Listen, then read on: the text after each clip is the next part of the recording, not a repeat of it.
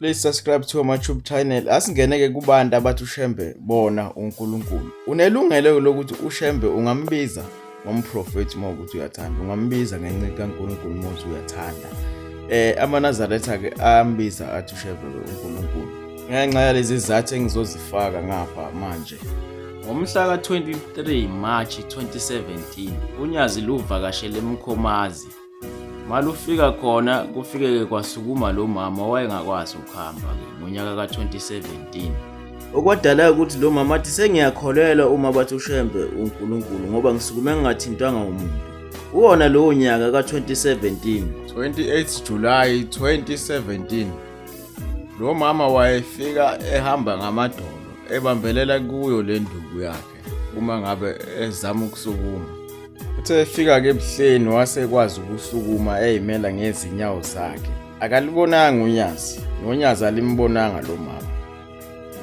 Nalabantu aba-active futhi njengoba bemshutha, wasukuma phambi kwabo uNyazi lungekho. Semnyaka ka-2017 uNyazi lwaphuma ebuhleni lwaya kwenye indawo eMzomusha Temple. La kwafike kwasukuma khona lo gogo.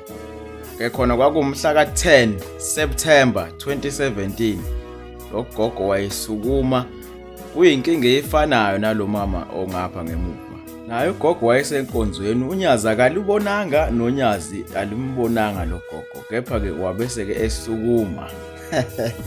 Asilehleke siye ngapha ku-2015 emuva. Ku-2015-ke manje ngoJulayi womhla ka-27 ebuhleni le ngane ifike iyagula ihamba ngale nduku kancane. Yaba-ke kungena ethempelini. Yaphila-ke saka yahamba le nduku isiyibanjelwe inawo ama-assistant noma abashumayeli woNyazi lwezulu. Semnyaka ngomhla ka-1-ke manje sekuSeptember kuwona u-2015. uNyazi lavakashele ePMB eNhlanhleni. Lo mama wafike wasukuma futhi naye. Same thing eyenzekele kulabo abenzeke ngapha ngemuva. Akakhulumanga lo mama noNyazi, noNyazi alikhulumanga nalo mama. Ababonananga labantu bobabili. Elibadla-ke njengoba lingaka, bonke abantu abakhonza khona abasizwe uShembe. Ngakho-ke abalandeli uSathane. Akekho uSathane osiza umuntu, kepha uSathane uyamdestroy umuntu.